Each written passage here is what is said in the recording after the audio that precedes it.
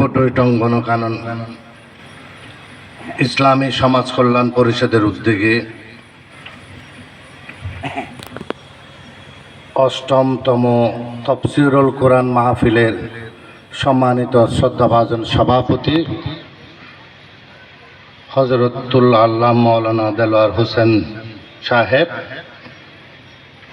এর আগে যিনি সভাপতিত্ব করেছেন এই অঞ্চলেরই আরেকজন বিখ্যাত প্রখ্যাত আলেমে দ্বীন আলহাজ মাওলানা এস.এম. বদিউল আলম সাহেব, মঞ্চে কিছুক্ষণ আগে অনেক সারগর্ভ বক্তব্য রেখেছেন, অসাধারণ আলোচনা করেছেন এবং তার পূর্ববর্তীও আলোচনা করেছেন। আমরা যে সমস্ত প্রখ্যাত আলেমে দ্বীন মুফাসসির কুরআন এবং যারা এখানে এসে আমাদের এই এলাকাকে আলোকিত করার জন্য কষ্ট করে এসে আলোচনা রাখছেন, আমি এই এলাকার পক্ষ থেকে তাদের প্রতি কৃতজ্ঞতা জ্ঞাপন করছি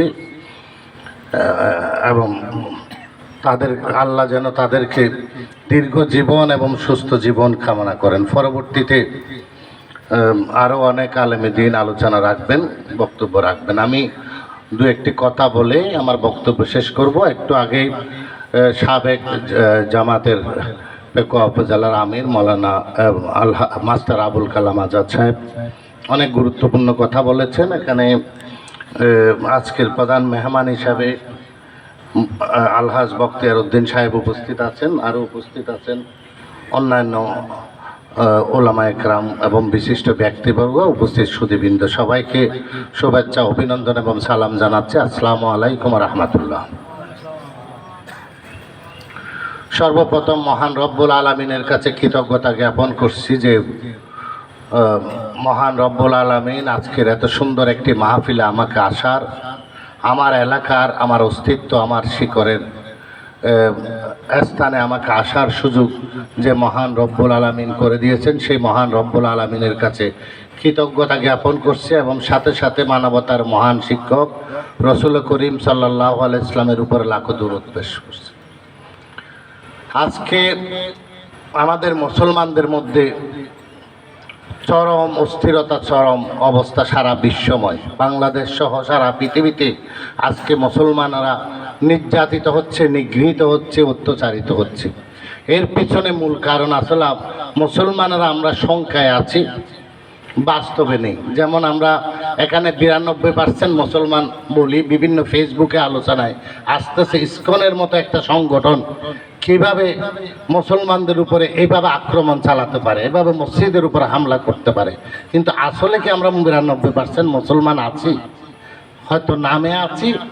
যদি মুসলমান থাকে তাহলে ইলেকশনের সময় 2% ভোট কিভাবে ইসলামী দলগুলো পায়?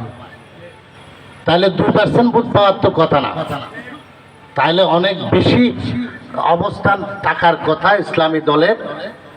কিন্তু আমরা দেখি যে ইলেকশনের সময় দেখা যায় যে আমরা ইসলামী দলগুলোকে সাপোর্ট করি না, যারা কোরআন হাদিস অনুসারে এই রাষ্ট্রকে পরিচালনা করার সংকল্প করেছেন, সংবিধান প্রণয়ন করেছেন এবং আমাদের সাথে ওয়াদা করেছেন, আমরা তাদেরকে সাপোর্ট না দিয়ে আমরা হয়তো দেখি যে আমরা যে কলমা পড়ে মুসলমান হয়েছি, লা ইলাহা ইল্লাল্লাহু মুহাম্মাদুর রাসূলুল্লাহ, আসলে আমরা কলমার অর্থটাও ভুল করি। আমরা বলি যে আল্লাহ ছাড়া কোনো মাবুদ নাই, হযরত সাল্লাল্লাহু আলাইহি ওয়াসাল্লাম আল্লাহর বান্দা ও রাসূল। আসলে আল্লাহ ছাড়া কোনো বিধানদাতা নাই, ইলাহ নাই, এবং এই জিনিসটা যে বিধানদাতা নাই, তাইলে বিধানদাতা নাই এটা যদি আমি মনে প্রাণে বিশ্বাস করি, তাইলে অন্য কোনো আইনকে, অন্য কোনো বিধানকে, অন্য কোনো মতবাদকে আমরা কখনোই মেনে নিতে পারি না। আমার যে কলমা পড়ে আমি মুসলমান হয়েছি, ওই কলমার উপরে যদি আমি ঈমান আনি, সত্যিকারভাবে যদি বিশ্বাস করি, আল্লাহর সাথে যে ওয়াদা করেছি সেই ওয়াদা যদি আমি অক্ষর অক্ষরে পালন করি, তাহলে ইসলামের বিপক্ষে কোনো মতবাদে আমি কখনোই আমার মতামত ব্যক্ত করতে পারি না, সমর্থন দিতে পারি না। আসলে আমি আমার যে কলমা পরে মুসলিম হয়েছে ওই কলমার উপরে আমার আস্থা নাই, এবং আমরা ওই কলমার ব্যাখ্যা করতে ভুল করি যে আল্লাহ ছাড়া কোনো মাবুদ নাই, হযরত মুহাম্মদ সাল্লাল্লাহু আলাইহি ওয়াসাল্লাম আল্লাহ। মাবুদ তো হিন্দুরাও মানে, বৌদ্ধরাও মানে, খ্রিস্টানেরাও মানে, সবাই মানে। কিন্তু কোরআন বলেছেন যে আমি শুধু নিছক একটা ধর্ম নই, আমি একটা জীবন বিধান। তাইলে যারা কোরআনের উপর বিশ্বাস করবে, রসুলের উপর বিশ্বাস করবে, আল্লাহর উপর ঈমান আনবে, তারা আল্লাহর বিধান ছাড়া অন্য কোনো বিধান মানতে পারে না। তাহলে আমরা সত্যিকার বাবা আমাদের বিশ্বাস থেকে আমরা নড়ে গেছি, দূরে সরে গেছি বলেই সারা পৃথিবীতে আমাদের উপর অত্যাচার, নির্যাতন সব কিছুই আজকে এসে আমরা নির্যাতিত হচ্ছি, নিগৃহীত হচ্ছে। আমি ছোট্ট একটা উদাহরণ দিয়ে একটু বুঝিয়ে দিই। একটা বাঘের বাচ্চা প্রসব করে মারা গেলেন, বাঘিনী মারা গেলেন। ওই বাচ্চাটাকে মেষের রাখাল, যে মেষ চড়ায়, বেড়া ছাগল চড়ায়, সে ওটাকে ছোটো থেকে লালন পালন করতে লাগলো বেড়ার পালের সাথে। ওই বেড়াগুলো লাফায়, সেও লাফায়, বেড়াগুলো দৌড়ায়, সেও দৌড়ে, বেড়াগুলো ঘাস খায়, সেও ঘাস খায়। এরকম করতে করতে এক সময় ওই বাঘের বাচ্চাটা ভেড়ার পালের মধ্যে বড় হয়ে উঠল। একদিন এক বাঘ এসে ওই পালের উপর আক্রমণ করলো এবং দেখলো যে সবাই দৌড়ে পালাচ্ছে। বাঘ তো আরো আশ্চর্য হয়ে গেল, আমার স্বজাতি আমাকে দেখে কেন পালাচ্ছে, আমার স্বজাতি তো আমাকে দেখে পালাবার কথা না। তখন বাঘ যখন গিয়ে তাকে ধরলো, সে বলল, আমি খুব নিরহ প্রাণী, গাছ ছাড়া কখনোই কারো কিছুই খায় না, কারো অনিষ্ট করি নাই, কারো ক্ষতি করি নাই, আমাকে মেরো না। বাঘ বলে, এটা কি বলে এটা? তাকে ধরে কুয়ার পাড়ে নিয়ে আসলো। কুয়ার পানিতে যখন সে তার নিজের ছবি দেখলো, সে দেখলো যে সে আসলে এতদিন যাদের সাথে ছিল সে আসলে তাদের মতো নয়। সে ভেড়া নয়, ভেড়া শাবক নয়, মেষো শাবক নয়, সে আসলে বাঘ্র শাবক। সে যখন তার পরিচয় উপলব্ধি করতে পারলো, আমিও তো বাঘের বাচ্চা বাঘ, তখনই হুঙ্কার দিয়ে ওই বাঘের উপর আক্রমণ করলো। তুমি কিভাবে আমাকে আক্রমণ করো, আমি তো মেষো শাবক নয়। যতদিন পর্যন্ত সে তার পরিচয় ভুলে গিয়েছে ততদিন সে মেষ শাবক হিসাবে পরিগণিত হয়েছে। অর্থাৎ মুসলমান যাতে আজকে তার পরিচয় ভুলে গেছে, তার ইতিহাস ভুলে গেছে, তার সংস্কৃতি ভুলে গেছে। আমরা সারা পৃথিবীতে আজকে মেষ পালের মতো হয়ে গেছি, নিরহ প্রাণী হয়ে গেছি। অর্থাৎ আমরা আমাদের যদি অতীত ইতিহাসগুলো জানতে পারতাম, আমাদের পরিচয় যদি আমরা জানতে পারতাম, বুঝতে পারতাম, এর পিছনে মূল কারণ হচ্ছে আমরা শিক্ষা দীক্ষা জ্ঞান অর্জন থেকে দূরে সরে গেছি। অথচ ইসলামে যেভাবে জ্ঞান চর্চার বিধান, এই যে তফসিরুল মাহফিল, এখানে কত বিষয় নিয়ে আলোচনা করা হচ্ছে, যেটা কোনো ধর্মের মধ্যে এখানে একদম প্রাইমারি লেভেল থেকে বিশ্ববিদ্যালয় লেভেল পর্যন্ত আমাদের প্রখ্যাত আলেম দিনেরা এসে কত কষ্ট করে শীতের রাতে বসে তফসির করে যে সব জ্ঞানগুলো বিতরণ করতেছে। এইভাবে জ্ঞান অর্জনের সুযোগ পৃথিবীর আর কোনো ধর্মে নেই। অথচ জ্ঞান অর্জনের সুযোগ থাকার পরও, আল্লাহ জ্ঞান অর্জনের ব্যাপারে বারবার তাগিদ দেওয়ার পরও আমরা জ্ঞান অর্জন থেকে, জ্ঞান সাধনা থেকে অনেক দূরে সরে গেছি। এবং সেই জিনিসটা হিন্দুরা, বৌদ্ধরা, খ্রিস্টানরা যেভাবে জ্ঞানের পিছনে চেষ্টা করে, জ্ঞান অর্জন করে, তারা যেভাবে নিজেদেরকে তৈরি করে, আমাদের উপর ফরজ করা হয়েছে নামাজ, রোজা, হজ, জাকাতের চেয়ে জ্ঞান অর্জনকে সবচেয়ে বেশি গুরুত্ব দেওয়া হয়েছে। সেই জ্ঞান অর্জনকে আমরা আসলে তেমন একটা গুরুত্বপূর্ণ মনে করি না। এবং এটা কোনোভাবে নামাজ দোয়া পড়ে যদি আল্লাহ আল্লাহ করে পৃথিবী থেকে চলে যেতে পারি, তাহলে আমার কাজ শেষ। এই অবস্থা হওয়ার কারণে আমরা আমাদের পরিচয় ভুলে গেছি। কারণ আমার জ্ঞান নাই, আমাদের জ্ঞান চর্চা না করার কারণ আমরা আমাদের ইতিহাস জানি না, আমাদের সংস্কৃতি জানি না, আমরা আমাদের পরিচয় ভুলে গেছি। তাহলে আমরা কিভাবে বাঘ্র শাবক হিসাবে, যেই জাতির হুঙ্কারে সারা বিশ্ব থরথর করে কাঁপত, যেই জাতির হুঙ্কারে সকল প্রাণী এক ঘাটে পানি খেত না, এই সেই মুসলিম জাতি আজকে এত মেষো শাবকের মতো সারা বিশ্বে মার খাচ্ছে কেন? এর পিছনে মূল কারণ তাদের পরিচয় ভুলে গেছে। অথচ আল্লাহ আমাদেরকে সৃষ্টি করেছেন ইন্নী জাইলু ফিল আরদি খলিফা, তার প্রতিনিধি হিসাবে, তার খলিফা হিসাবে যেন আমরা এই পৃথিবীকে পরিচালনা করতে পারি। আল্লাহর ইচ্ছায় এই পৃথিবীকে যেন আমরা রাঙাতে পারি। এই সমাজকে, রাষ্ট্রকে যদি আল্লাহর ইচ্ছায় পরিচালনা করতে না পারি, যে উদ্দেশ্য নিয়ে আল্লাহ পৃথিবীতে পাঠিয়েছেন, শুধু জিকির আজকান করার জন্য আমাদেরকে পৃথিবীতে পাঠায় না। নামাজ, রোজা, জিকির আজকান খুদ আল্লাহি বলবে না, সমাজ সেবার পুঁজি ছাড়া স্বর্গদুয়ার খুলবে না। আমি নামাজ, রোজা, হজ, যাকাত এগুলো অবশ্যই পালন করতে হবে। এগুলো না করলে আমি আত্মশুদ্ধি লাভ করতে পারবো না, নিজেকে প্রশিক্ষণ নিতে পারবো না, তৈরি করতে পারবো না, ট্রেনিং নিতে পারবো না। হ্যাঁ, কিন্তু শুধু এগুলো দিয়ে আমি ব্যস্ত চলে যেতে পারবো, এই আশা করাটাই ভুল। যদি সেই আশায় যদি আল্লাহ শুধু জিকির করার জন্য মানুষ সৃষ্টি করতো, তাহলে আরো কোটি কোটি ফেরেশতা সৃষ্টি করলে যথেষ্ট ছিল। মানুষ সৃষ্টি করার কোনো দরকার ছিল না। মানুষ সৃষ্টি করেছে তার প্রতিনিধি হিসাবে, তার খলিফা হিসাবে। তাহলে তার প্রতিনিধির কাজ হচ্ছে আল্লাহর প্রতিনিধি হব। যদি মন্ত্রীর একজন পিএস হতে গেলে অশিক্ষিত হলে, লেখাপড়া না জানলে মন্ত্রীর পিএস করবে না। প্রধানমন্ত্রীর দূত হতে চাইলে তাকে উচ্চশিক্ষিত হতে হবে। আর আল্লাহর প্রতিনিধি হব আমি কোনো জ্ঞান অর্জন না করে, জ্ঞান চর্চা না করে, কোনো কিছুই না জেনে আমি সর্বময় ক্ষমতার অধিকারী, সর্বশক্তিমান আল্লাহর প্রতিনিধি হিসেবে নিজেকে পরিচয় দেব, তার খলিফা হিসেবে প্রতিনিধি দেব। আর আমি নিজের পরিচয় জানবো না, পৃথিবী সম্পর্কে জানবো না, আল্লাহর সৃষ্টি সম্পর্কে জানবো না, আল্লাহকে জানবো না, কিভাবে আল্লাহর প্রতিনিধি হব? আমি প্রতিনিধিই তো হতে পারলাম না, তাহলে আমি পরে কারে কীভাবে মুক্তি পাবো? তাহলে আমাদেরকে প্রতিনিধি হতে হলে অবশ্যই জ্ঞান চর্চা করতে হবে। যে মাহফিলে যে তফসিরগুলো করেছেন, আলোচনাগুলো করেছেন, আমরা এই আলোচনাগুলো শোনার পরে, বাইরে যাওয়ার পরে এগুলো এতটুকুই শেষ, আমরা এগুলো আমল করি না। শুনি, বুঝি, অনেক সময় চোখের পানি ফেলি, কিন্তু এগুলো আমরা নিজের জীবনে বাস্তবায়ন করি না। এর কারণে আজকে আমরা মুসলমান জাতি সারা বিশ্বে মার খাচ্ছি, অত্যাচারিত হচ্ছি। আমাদেরকে ঐক্যবদ্ধ হতে হবে। ঐক্যবদ্ধভাবে যদি আমরা ঐক্যবদ্ধ না হলে, মুসলমানদের আরেকটা প্রধান গুরুত্ব, জ্ঞান অর্জনের মতো গুরুত্বপূর্ণ কাজ হচ্ছে ঐক্যবদ্ধ হওয়া। ওয়া তাসিমু বিহাবিলিল্লাহি জামিআ ওয়ালা তাফাররাকু, অর্থাৎ তোমরা আল্লাহর রঞ্জুকে শক্তভাবে ধারণ করে পরস্পর বিচ্ছিন্ন হয়ে। আমাদের মধ্যে কত বাক, কত ফারাক, কত দলাদলি, কত মতামত, আমরা একও হতে পারি না। আর যদি যে জাতি এক হতে পারবে না, মুসলমানদের ইমাম একজন থাকবে, নেতা একজন থাকবে, এক নেতার আনুগত্য করতে হবে। তাই ওইটাই যদি না হয়, আমি কিভাবে মুসলমান হব? আমাদের সামনে আজকে আমরা দেখতে পাচ্ছি যে সরকার, আমরা আমাদের ছেলেমেয়েরা নিজের জীবনের রক্ত দিয়ে একটা ফ্যাসিস্ট সরকারকে উৎখাত করেছে, এদেশ থেকে বিতাড়িত করেছে। আমাদের উপর যেভাবে চাপে বসেছিল, আমরা আমাদের ঠিক মতো কথাও বলতে পারি নাই, ঠিক মতো আমরা কাজকর্ম চালাতে পারি নাই, কথা বলা তো দূরের কথা। এই ধরনের একটা অবস্থা থেকে আমাদের ছেলেরা রক্ত দিয়ে, বুকের তাজা রক্ত দিয়ে এই দেশকে স্বাধীন করেছেন, নতুন বাংলাদেশ আমাদেরকে উপহার দিয়েছেন।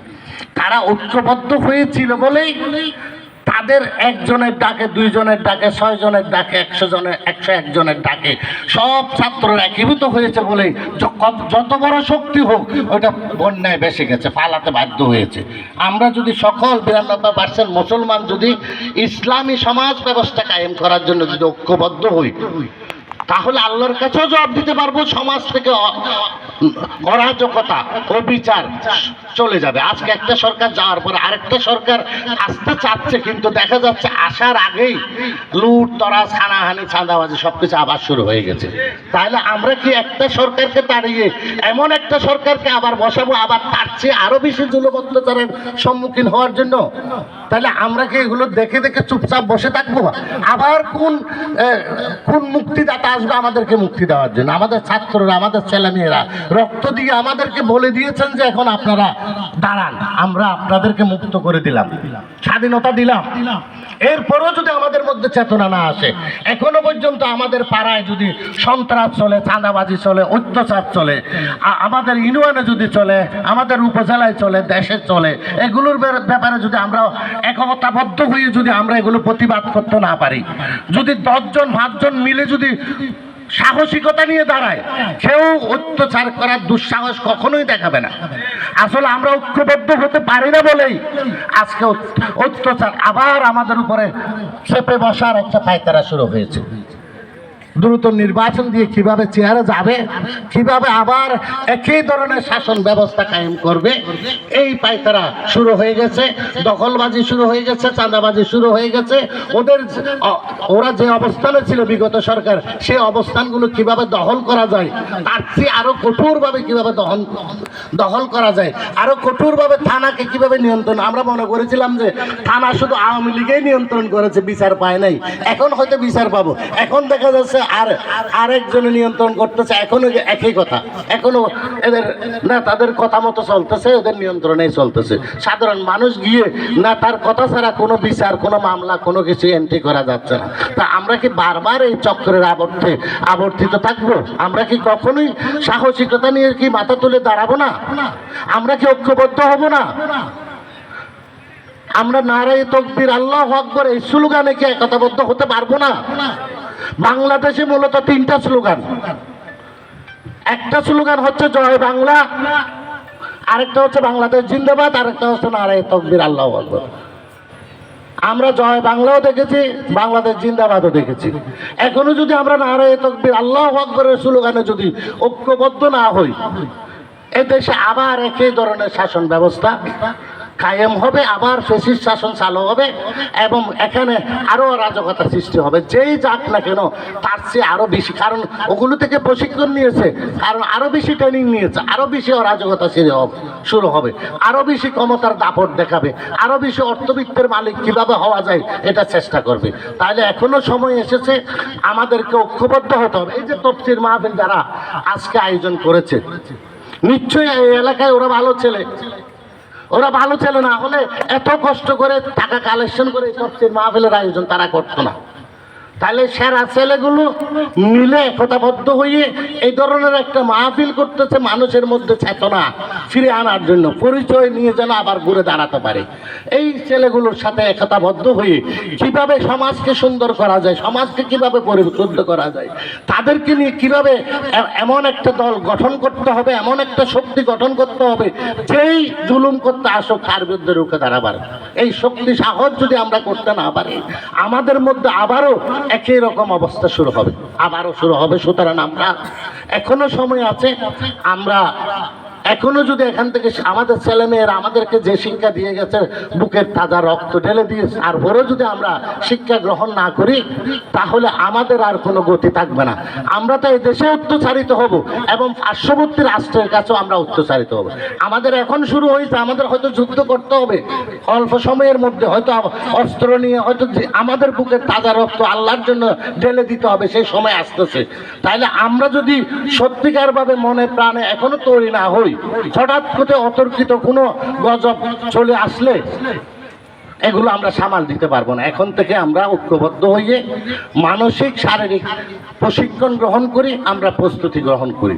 আমরা যদি প্রস্তুতি গ্রহণ করি, আমরা যদি হুঙ্কার দিয়ে আমরা আমাদের পরিচয় নিয়ে মাথা তুলে দাঁড়াই, বিশ্বের এমন কোনো পরাশক্তি নেই আমাদেরকে প্রধানত করতে পারে। তো ভারত তো দূরের কথা, কোনো শক্তি আমাদেরকে প্রধানত করতে পারবে না। 18 কোটি মুসলমানের এই দেশ, আমরা কারো কাছে মাথা নত করব না, কোনো ফ্যাসিস্টের কাছে আর মাথা নত করব না। আমরা মাথা তুলে দাঁড়াতে চাই, আমরা শক্তি নিয়ে সাহস নিয়ে আমরা ঘুরে দাঁড়াতে চাই। কোনো অত্যাচারে চাঁদাবাজি যেই করুক, সে আমাদের ঘরের সন্তান হোক, এলাকার ছেলে হোক, পাড়ার ছেলে হোক, তার ব্যাপারে আমরা ঐক্যবদ্ধভাবে, সে আমাদের কেউ নয়, সে চাঁদাবাজ, সে সন্ত্রাসী, সে দখলদারি, সুতরাং তার বিরুদ্ধে আমরা রুখে দাঁড়াবো। এই মানসিকতা নিয়ে যদি আমরা সত্যিকার মুসলমান হিসাবে আমাদের কলমার দাবি নিয়ে যদি আমরা না দাঁড়াই, তাহলে আমরা মুসলমান হিসাবে পরিচয় দিতে পারবো না। আমরা মুসলমান নামে থাকবো, যে কাজে কর্মে মুসলমান থাকবো না। আমি এই এলাকার সন্তান হিসাবে, আমার বাবা এই এলাকায় সারা জীবন আপনাদের পাশে ছিলেন, হযরত মাওলানা হাসান শরীফ রহমতুল্লাহ আলাইহি, এবং এই এলাকায় দীর্ঘদিন সমাজে মানুষের মানবতার কাজ করে গেছেন। দুটি মাদ্রাসাও প্রতিষ্ঠা করেছেন, টৈটং জামিল উলুম মাদ্রাসা, বনখানম মাদ্রাসা, এবং আরও অনেক শিক্ষা প্রতিষ্ঠান প্রতিষ্ঠা করে গেছেন, এবং পৃথিবী থেকেও উনি বিদায় নিয়েছেন। আপনারা ওনার জন্য দোয়া করবেন এবং আমার জন্য দোয়া করবেন, আমি যেন সবসময় আপনাদের পাশে থেকে, আমার বাবা যেভাবে আপনাদের পাশে থেকে কাজ করে গেছেন, সেভাবে যেন আপনাদের পাশে থেকে আমি যেন আপনাদের সুখে দুঃখে আপনাদের সাথে থাকতে পারি এবং আসতে পারি। এই দোয়া চেয়ে আমি আমার বক্তব্য শেষ করলাম। ধন্যবাদ সবাইকে। আসসালামু আলাইকুম ওয়া রাহমাতুল্লাহ।